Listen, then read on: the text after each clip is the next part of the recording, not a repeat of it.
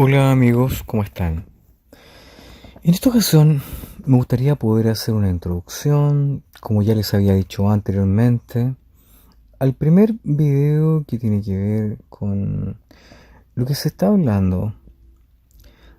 Es decir, el tema que estamos hablando del abuso sexual que ocurre dentro de los testigos de Jehová y el encubrimiento que la secta ha hecho durante décadas.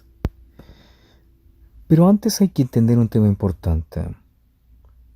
Cuando yo hablo o hablamos acerca de la organización de los testigos de Jehová, uno tiene que separar, dejar muy claro, discriminar, de hecho siempre lo hemos hecho acá en este canal, que nosotros nunca hacemos ataques contra individuos o como personas que son testigos de Jehová, que pueden ser, como en cualquier parte, buenos o malos dependiendo de la suerte de la olla. Hay gente buena y mala en todas partes.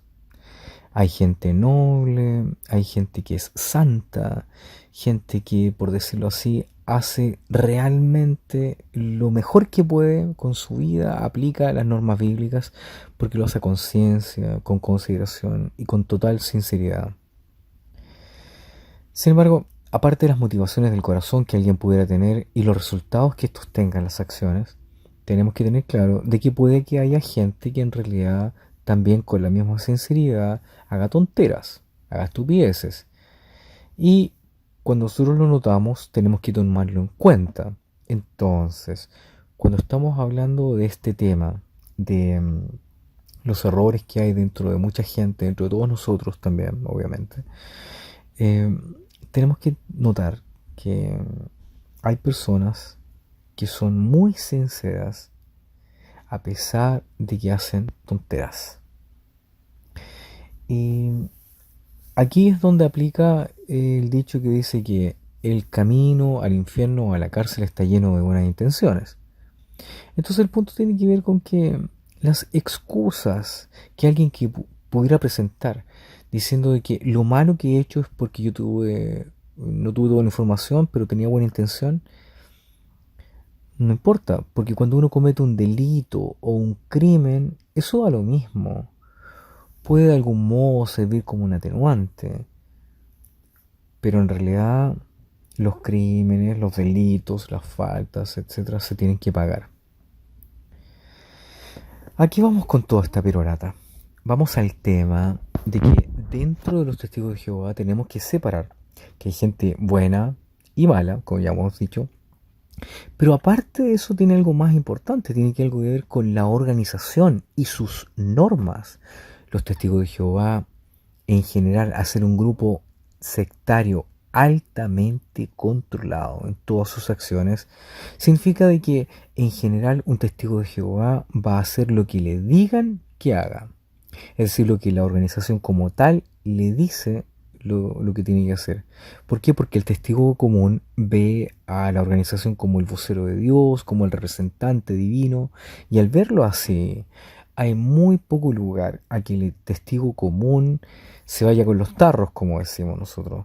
Hay muy poco lugar para tomar una iniciativa propia, para tomar una decisión o una acción que no esté normada por algún estamento de la organización, por alguna instrucción escrita, etcétera. Los ancianos, por ejemplo, cuando ellos actúan, lo hacen en realidad a rajatabla. Ellos aplican la última instrucción que aparezca en alguna publicación, en alguna carta, en alguna instrucción que ellos reciban, cualquier procedimiento que ellos reciban mediante cartas de la sucursal o qué sé yo, o de Warwick directamente, ellos tienen que aplicarlo. Y con esto, ellos tienen que ajustarse a la norma en el mismo momento, en ese mismo momento. Cuando llega una norma que es muy importante, se da en la misma semana, en un ejercicio de alta coordinación de parte de la secta, porque es una secta muy coordinada, con un sistema muy eficaz. Ellos llegan y aplican normas. También obviamente se aplican a circunstancias sociales que son contingentes y que ellos de ese modo pueden ajustar algunas cosas, pero en general lo hacen como bloque, como conjunto.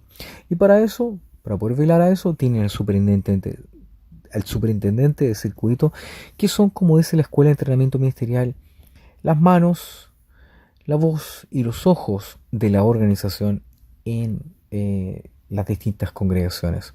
Estas personas, el superintendente de circuito, se encarga de que los ancianos apliquen a nivel local lo que se les dice a ellos eh, para que lo apliquen en las congregaciones.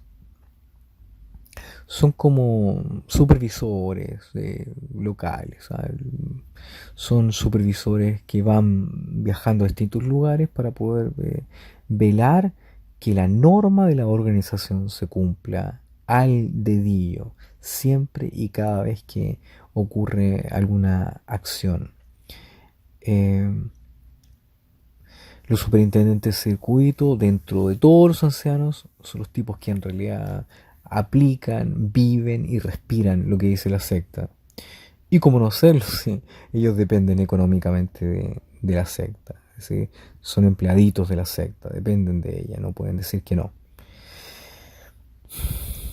La organización como tal, entonces, ejerce unas acciones. Y entre estas acciones está el trato, lo que está ocurriendo, lo que pasa con los procedimientos cuando ocurre abuso infantil o cuando ocurren crímenes de alguna índole. ¿Qué es lo que hace la secta en cuestión?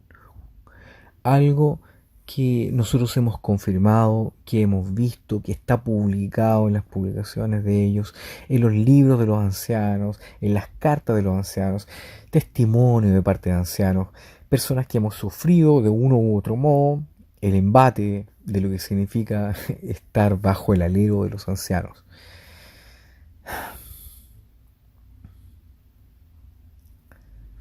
Cuando ocurre un delito, esto se maneja en forma interna como si fuera un pecado. Es decir, la primera lectura de una falta contra otra persona es catalogarlo como si fuera un pecado. Y como pecado, tenemos que entender lo que es un pecado. El pecado es una falta a Dios. Es un atentado contra la figura de Dios. Es una falta a la soberanía divina, a la autoridad. Y es un asunto muy grave que en realidad merece la muerte. No importa la gravedad del pecado que tenga, no importa qué tan serio sea el pecado es pecado. Y cuando uno peca, uno se muere. Esto es según una doctrina bíblica, es según lo que enseñan los testigos de Jehová también. Pero la doctrina de los testigos de Jehová dice que, según lo que dice la Biblia, los testigos de Jehová consideran de que el pecado, por cualquier cosa que sea, por mínimo que sea, por ínfimo que sea, es equivalente a cualquier otro pecado. El resultado va a ser el mismo, no importa la gravedad que tenga. Es muerte. Obviamente hay grados de pecado, hay niveles de pecado, por eso es que la Biblia habla de faltas, error y pecado. Así dice, faltas, errores y pecados, distintas cosas. El pecado es una acción deliberada, a conciencia, cuando una persona, porque quiere a sabiendas, aunque sabe que hay una norma, él la transgrede, una norma divina. Cuando una norma que se sabe que es eh, eh, contra la voluntad de Jehová, cualquier cosa que va en contra de la voluntad de Dios es pecado. Eso es básicamente. ¿Y quién dictamina el pecado? Es Dios, es Jehová. Jehová dice que es pecado y quiero que no es pecado. Lo que Jehová dice que hay que hacer es ley. Y cualquier persona que vaya en contra de lo que Jehová dice está cometiendo un pecado y por lo tanto merece la muerte. El pecado puede ser por obra o por omisión. Bueno, vamos a hablar de este tema, pero no nos vamos a centrar en el tema de punto de vista bíblico, pero se estudia a profundidad en la Escuela de Entrenamiento Ministerial, eh, porque es una enseñanza teocrática básica dentro de los testigos. Entonces, cuando uno termina el curso de la escuela de entrenamiento ministerial, uno entiende la gravedad del pecado y la importancia que tiene el hecho de que Jesús viniera y muriera por nosotros y diera su vida para poder, qué sé yo, elevarnos a una condición de justificados, una condición de justicia que no depende de la propia justicia o de obra del ser humano, sino más bien que es un asunto impuesto por la misericordia de Dios. Se imputa, se impone en virtud del sacrificio de Cristo. Y por eso es que dice que la sangre de Cristo, que la muerte que Él murió, nos lava de todo pecado. Jesús justifica nuestra vida, que somos injustos nosotros, y mediante su sacrificio nosotros podemos ser salvos. ¿Por qué? Porque la persona que es pecadora, como nosotros, como todos nosotros, no puede tener ningún trato con Dios y debe morir, por ley debe morir. El que comete un pecado muere. Entonces es la ley universal según Dios, según la doctrina bíblica. El que comete un pecado se tiene que morir. Y para poder evitar esto, ¿qué es lo que pasa? Se pone esta figura de Dios, que es el cordero expiatorio que limpia la sangre, ¿no es verdad? Con la sangre lava el pecado de las personas. Eso. O una vaca roja. Una vaca roja. Me acordé de un chiste interno, perdón. Bueno, el tema al que vamos con esto que estamos hablando ahora es que cuando uno habla acerca de este tema, uno tiene que quedar claro que los testigos de Jehová, cuando hablan acerca de sus temas internos, lo que tratan es el concepto de pecado, no delito. No delito. El delito es otro concepto. Es el nombre que se le da, o es un concepto que se le da a un concepto civil. Tiene que ver con las normas civiles establecidas por el ser humano, ¿no es verdad? Para poder establecer un orden que dan un marco para que la sociedad pueda funcionar. Entonces, en este marco ordenado, que es el marco ordenado y legal, en donde nosotros funcionamos como una sociedad ordenada, una civilización que nos permite progresar en orden, en seguridad, eh, se establecen las responsabilidades cívicas, nuestros derechos y nuestras responsabilidades. Por lo tanto, tenemos que estar sometidos a una constitución que contiene todo el conjunto grupo de leyes. Y bajo este grupo de leyes, si nosotros pasamos a llevar estas leyes, que estamos cometiendo un delito. Y hay distintos tipos de delitos, y hay distintos tipos de aspectos legales que se ven. Yo no soy un experto, ni mucho menos, en asuntos de leyes, yo no soy abogado. Pero tonto no soy, no soy idiota, leo. Por lo tanto, podemos ver de que hay distintos tipos de grupos, ¿no verdad?, de justicia, distintos tipos de ámbitos en los cuales nosotros podemos actuar. Por ejemplo, está el delito civil, todo lo que tiene que ver con este tema civil, está el tema del derecho penal, y este tema que tiene que ver con el derecho civil y el derecho penal, a veces hay cosas que no se superponen unas con otras, eh, pero por lo visto tiene que ver con uno que está más orientado a los bienes de la persona, que podría ser el tema civil, y otro que tiene que ver con la integridad de las personas, es decir, la persona como tal, como ser humano, con su, qué sé yo, integridad biológica, física, mental, espiritual, si lo quieres ver. Y lo otro tiene que ver con los bienes, con las instituciones, con los organismos, etcétera. Hasta cierto grado, obviamente. Hay una línea gris entre una cosa u otra, obviamente.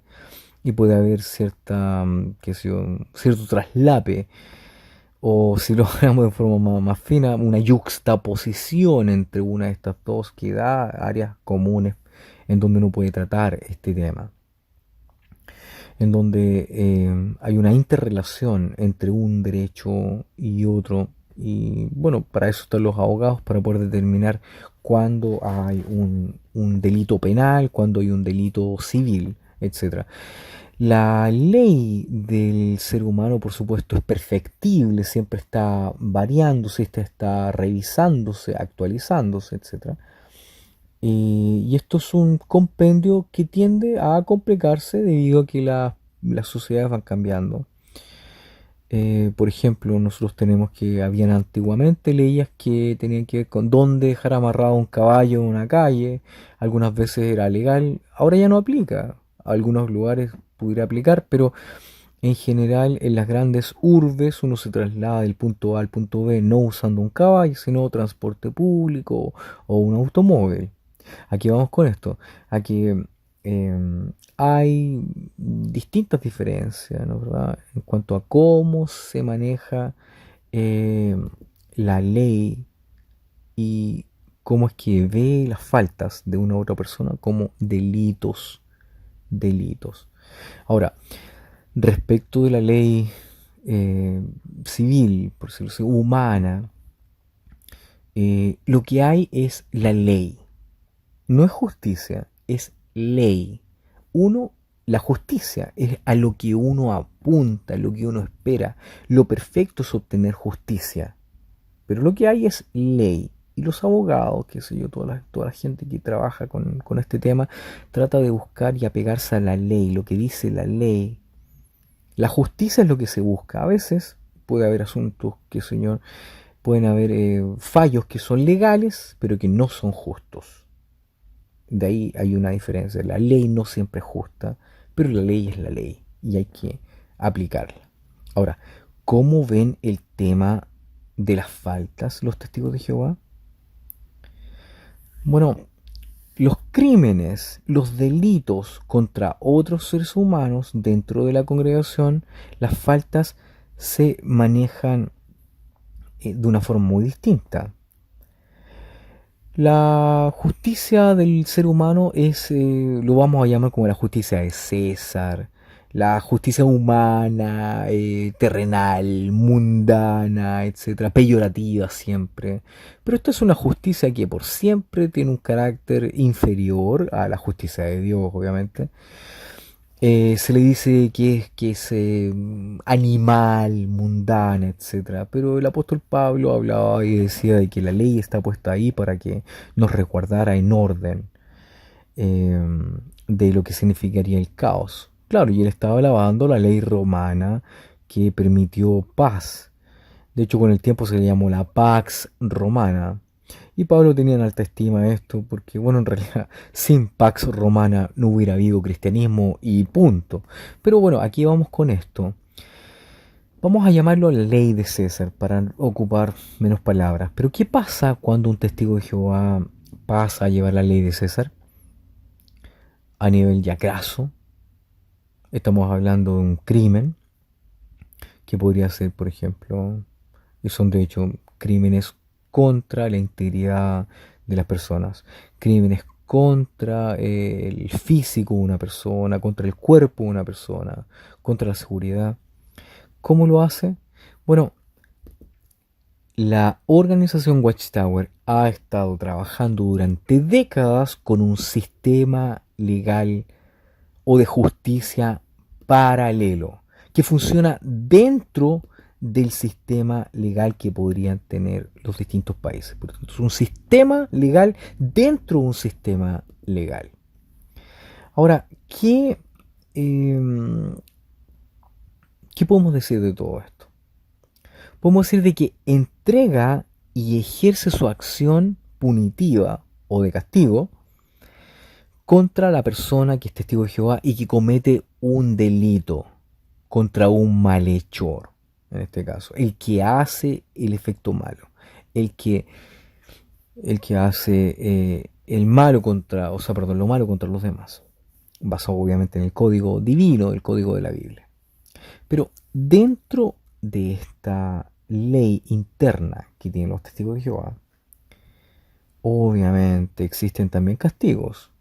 Y estos castigos muchas veces en realidad son absolutamente eh, incongruentes con lo que haría la justicia de César, la justicia civil.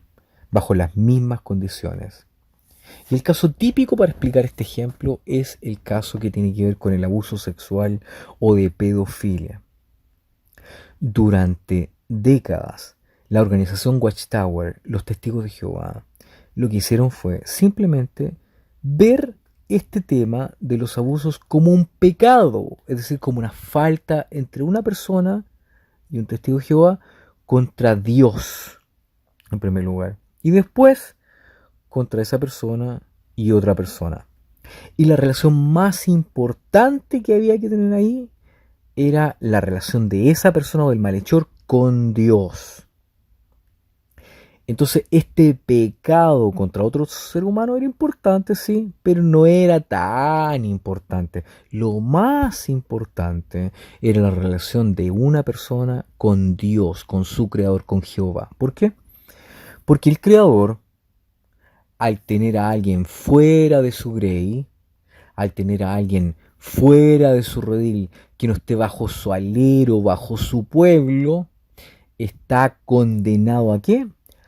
A algo mucho peor que la condena civil, que la condena de César. Está condenado a muerte eterna, a perder la vida eterna, a la muerte para siempre, para toda la eternidad. Y ahí ya no existe, no es verdad, ningún tipo de redención. Obviamente es algo menos dramático o lúgubre que el infierno, claro, pero al fin y al cabo algo muy fuerte para un testigo de Jehová, la muerte eterna. Por lo tanto, cuando un testigo de Jehová está hablando acerca de un asunto que tiene que ver con las penas o los castigos por parte del pecado, lo que los ancianos tratan de hacer siempre es tratar de reparar, restablecer la relación cortada que tiene el pecador, el malhechor y Dios y Jehová. Y bajo esa premisa es la que hay que ver todas las cosas relativas a los comités judiciales. Vamos a hablar del caso puntual que estamos hablando respecto de este tema de pedofilia.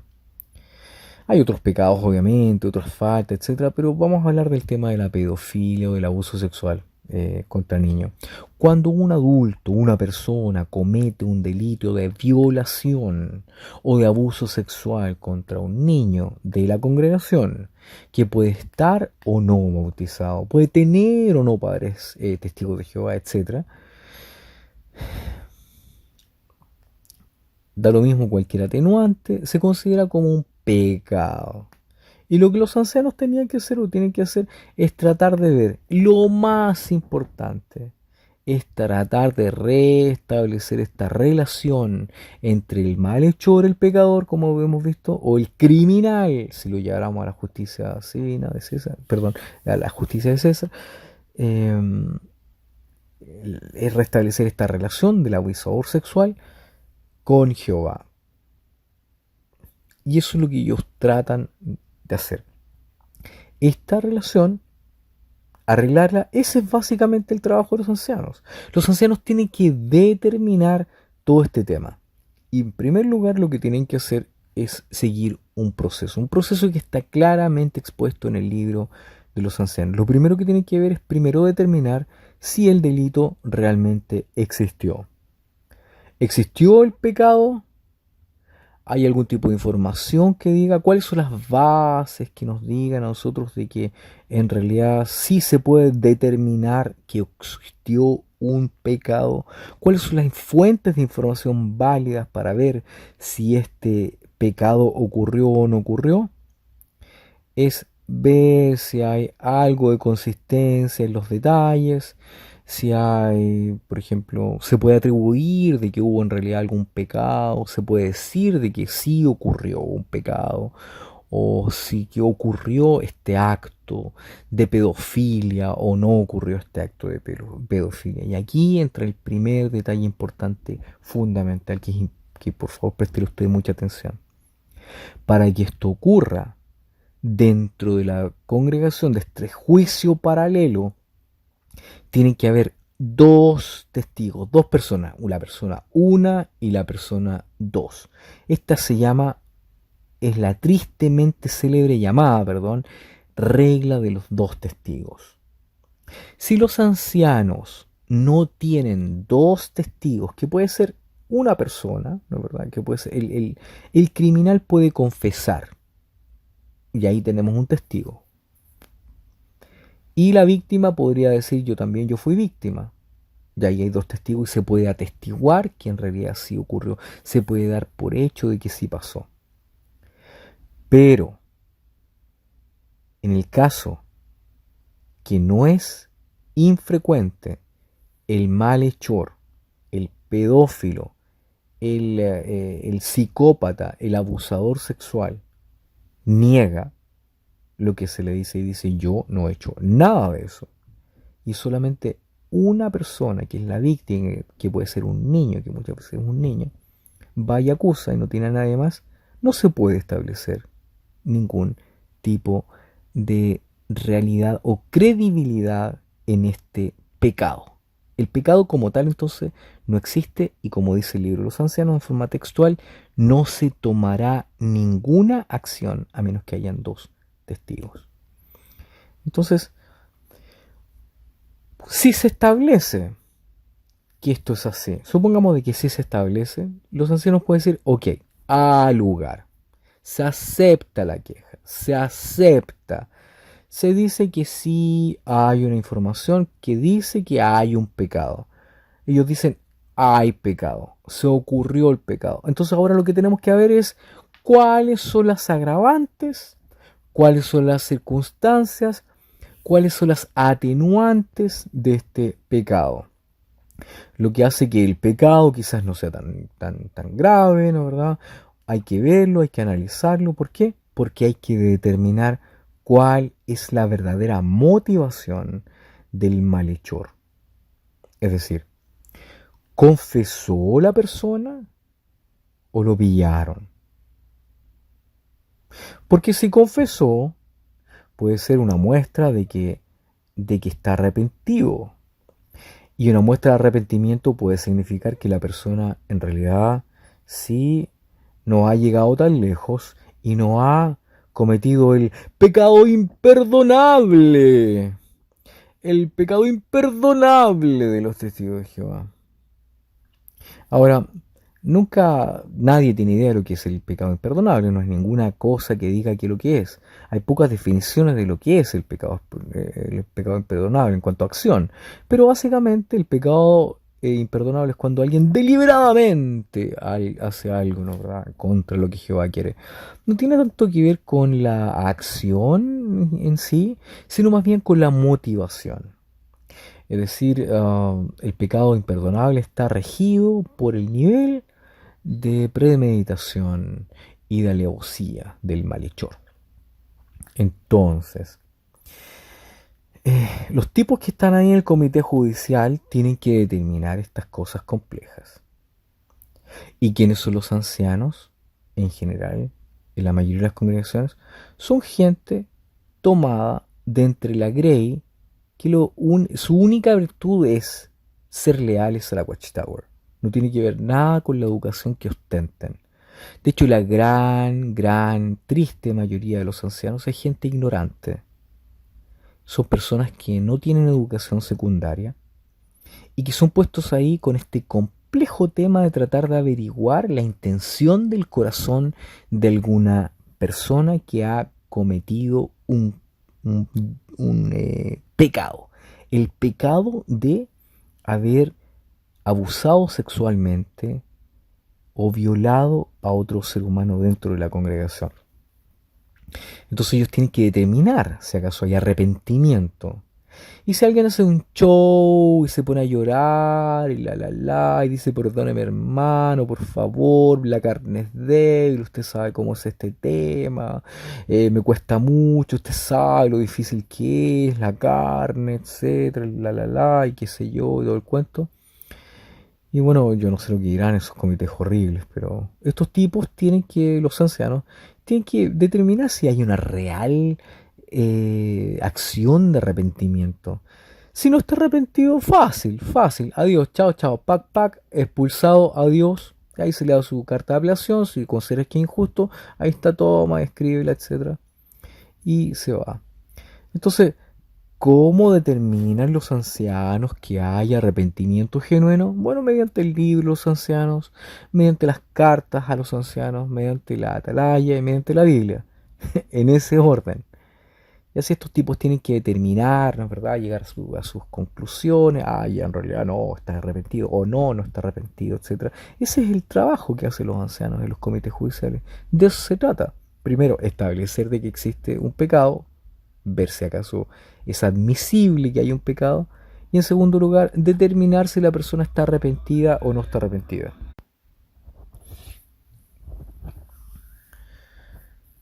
Bueno, entonces los ancianos tratan de determinar si alguien está arrepentido o no está arrepentido. Si no está arrepentido, como ya le dije, fácil. Se le dije, chao, te vas, adiós, expulsado.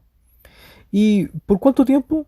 Bueno, en general se le da un año más o menos, un año que puede estar afuera de la congregación para que él pueda optar a ser readmitido y aprenda la disciplina de Jehová, que nadie le hable. Entonces la expulsión no es el fin de todo, uno puede ser readmitido. Por ejemplo, yo soy apóstata, ¿ah? Don apóstata, por favor, y eso a mucha honra. eh, a mí cuando no me dicen que apóstata yo no me siento bien, yo me deprimo, me siento mal si no me dicen apóstata. Así que yo soy don apóstata. Bueno, el tema está en que hasta un don apóstata como yo puede llegar a la congregación y arrepentirse si voy y digo, "Ah, hermano, estoy arrepentido de todos estos videos que he hecho, de todos estos artículos que he escrito. Me obligaron, el diablo se me metió en la mente y lo siento porque pequé y qué sé yo, por eso es que tengo un canal en YouTube. Y es por eso que tengo algo en Facebook y tengo un blog que es www.makertower.com que usted puede acceder en cualquier plataforma. Y no puedo borrarlos porque no tengo los accesos. Se me perdieron las claves. Pero estoy arrepentido, hermano, por favor. Disculpe. Bueno, si voy con ese cuento y me pongo corbata y peinadito y afeitadito y voy a las reuniones, me siento atrás y me voy antes de que termine el último cántico para que nadie tenga la mala suerte de cruzarse y juntarse conmigo. Durante un año acepto que la gente me ningunee, que no me mire, me van a readmitir. Y voy a poder ser testigo de Jehová de nuevo y la gente me va a sobar el hombro y voy a poder volver. Bueno, un pedófilo es lo mismo. El pecado que haya cometido, el poder violado, qué sé yo, a una docena de niños en la congregación, y si se arrepiente, vuelve a la congregación. Y ahí está, y se acabó, no hay ningún problema. Entonces puede volver. Pero lo peor de todo esto es que puede haber una alternativa. ¿Y qué pasa si los ancianos determinan que sí hay arrepentimiento? Que el pedófilo, el tipo que cometió este delito, en realidad sí se lloró y llora, está arrepentido, está todo dramático, y dice, oh, lo que hice, oh, oh, lo siento tanto, oh. Y los ancianos dicen, ah, esto es arrepentimiento verdadero. Hemos orado y hemos llegado a la conclusión de que en realidad sí está arrepentido. Bueno, ¿qué es lo que pasa? No se le expulsa, se le censura. Es decir, ahí se le pone un castigo. ¿Y el castigo cuál es? No comentar en la atalaya, no barrer, no apagar las luces, no orar, que si no sacar el grupo, no puede pasar el micrófono. Esos son los castigos, los grandes castigos. Lo castigan profundamente, lo castigan. Una censura pública. Qué horror. Y ahí se acabó. Esa es la censura. Ahí está. ¿Y qué pasa con el pedófilo? No, ahí está. O sea, lo que hace es sufre mucho. ¿Por qué? Porque ya no puede pasar el micrófono. Recibió su castigo. Ya no puede apagar las luces, ya no puede orar, ya no puede barrer. Ese es el castigo. Ese.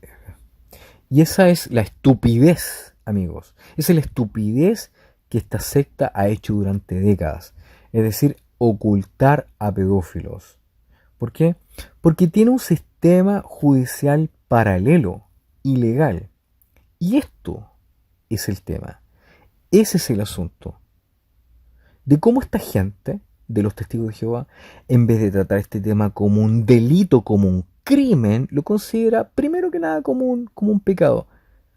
¿A quién le importa que sea pecado o no sea pecado? A nadie le importa eso. A nadie. Esto es un crimen que debe ser tratado por la justicia de César. Y la gente no se le tiene que dar una palmadita en el popó diciendo, ahí está. Ahora, durante un año, durante 6 meses, usted, porque se violó a la niñita que está ahí, que tiene 5 años, usted ahora ya no va a poder comentar. Hasta que se arrepienta. ¿Se da cuenta usted la estupidez? ¿Pero y qué pasa? Ahí no se acaba el cuento. ¿Y qué pasa si el pedófilo entonces no se arrepiente y lo expulsan? Y los testigos de Jehová dicen, bueno, nosotros ya lo expulsamos. ¿Qué más querían? Ya está expulsado. Ya se le hizo su acción judicial. Nosotros ya lo sacamos de la congregación. Nuevamente, testigos de Jehová. ¿A quién le interesa que el tipo sea expulsado? ¿A quién le importa? Eso es una basura. ¿A quién le importa? ¿A quién le interesa que un testigo de Jehová pedófilo sea expulsado o no sea expulsado? Nos da lo mismo. Ese tipo tiene que estar en la cárcel. Tiene que ir a la cárcel y pagar por su crimen. Ese es el punto.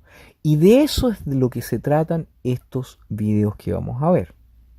De esta incongruencia entre esta, comillas, ley divina que trata estos asuntos como un pecado, mientras dentro de las congregaciones, por un asunto que es relativamente complejo, se deja a pedófilos dentro de las congregaciones. ¿A quién se le pasa el muerto? Bueno, la organización Watchtower lo que hace es básicamente echarle el muerto a los ancianos locales. Pero todos sabemos que los ancianos no mueven una pata sin preguntar al súper de circuito. Y el súper de circuito lo único que hace es una persona manejada por la organización. Por lo tanto, ¿quiénes son los responsables últimos de la pedofilia que ocurre dentro de las congregaciones y del ocultamiento de criminales? El cuerpo gobernante de los testigos de Jehová. Ellos son los últimos responsables. Yo conozco muchos casos en donde la víctima de pedofilia ha tenido que soportar la presencia del criminal y no puede decir nada porque el tipo está expulsado. Está expulsado, ¿qué más quiere? Ya está expulsado, ya pagó con Dios, con Jehová. Eso a nadie le interesa, a nadie. Ese tipo tiene que pagar su cuenta con la sociedad y con la víctima. Ese tema de Jehová, de la relación de él con Dios y todo lo demás, es un cuento aparte. A nadie le importa eso. Es una tontera que a ellos les importará, qué sé yo. Esto es algo aparte, no tiene nada que ver con eso. Por lo tanto, cuando los testigos de Jehová dicen que ellos respetan la ley, que cuidan a los niños y todo lo demás, están obviando eso. Y por eso es que la gente no sabe qué tipo de secta es.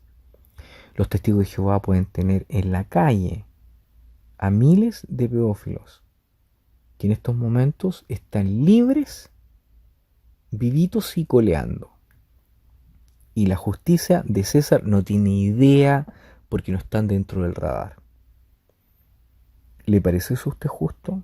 ¿Le parece bien? Obviamente ahora con todas las demandas y todo lo demás que les han metido hasta por debajo de la lengua y que han perdido y que van a seguir perdiendo, están poniendo ahora, desde un tiempo a esta parte, algunas frasecitas ahí que dicen, primero que nada, cuando ocurra algo, le dice a los ancianos, lo primero que usted tiene que hacer, si hay un caso de pedofilia, llame a los abogados de la Watchtower. Eso es lo primero. No dicen llamen a la policía, no dicen avisen a las autoridades, no, llame a los abogados de la Watchtower. ¿Por qué?